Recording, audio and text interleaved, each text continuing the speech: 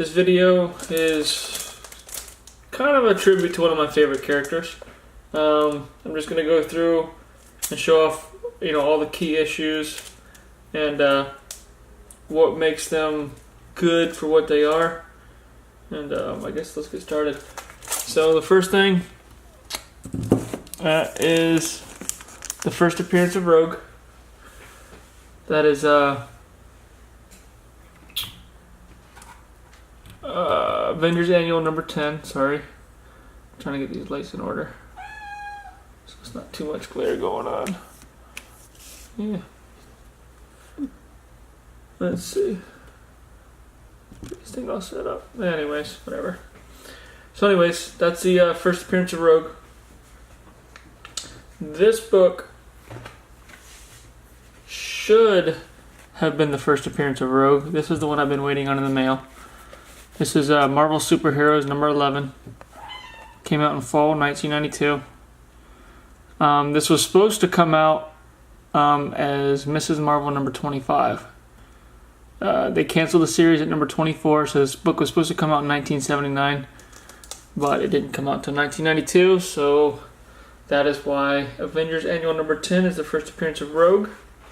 But another key about this book is back in the back, say right about here. I think it's page 73, so 66, 74, 73, it's not 73. And the book doesn't go up to, right there, 78. So you see in this panel, top panel says, but you got that backwards. You see, all I have to do is make flesh-to-flesh contact with my mutant powers, kicks in, absorbing your powers into, blah, blah, blah, blah, blah. So, and she turns into binary.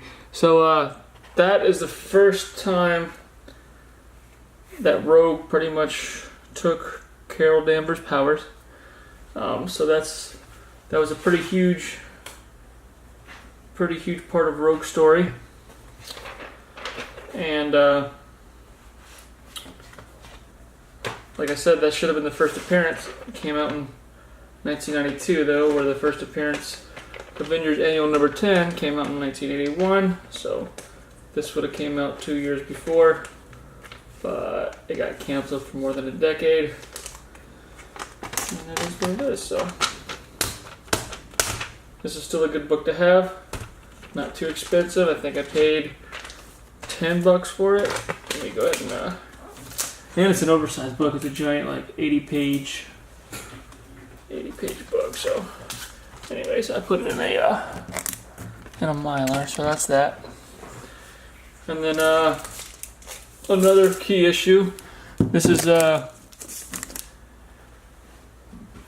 that is the first appearance of Omega Red, Arkady Russovich.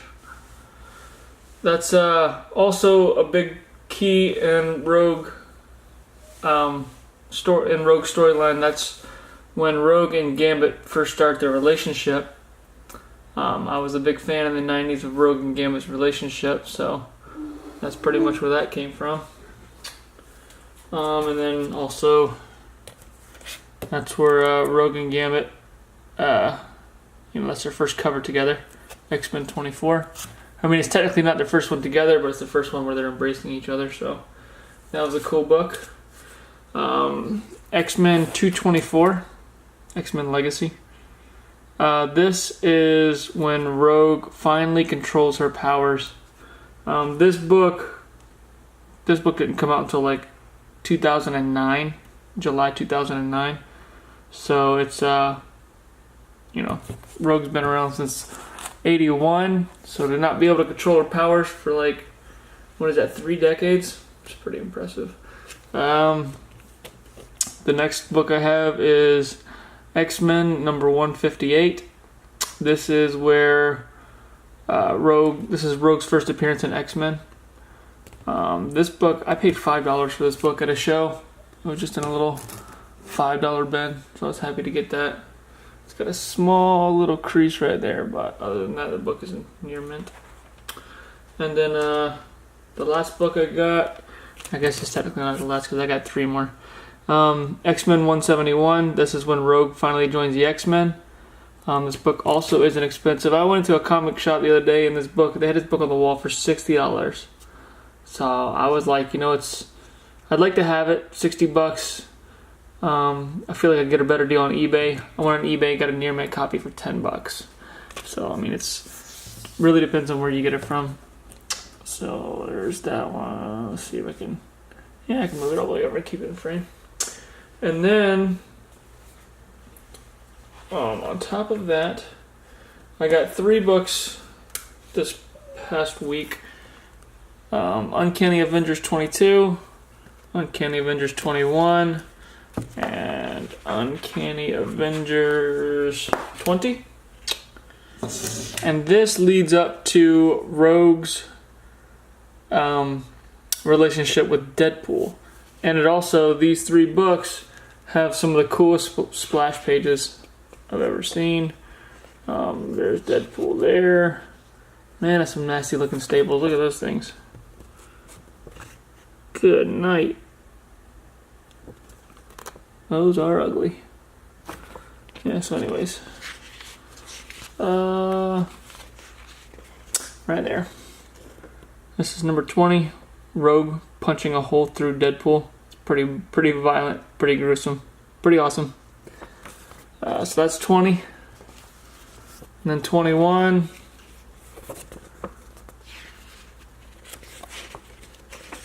See Deadpool's beat the crap. Look at that disgusting face.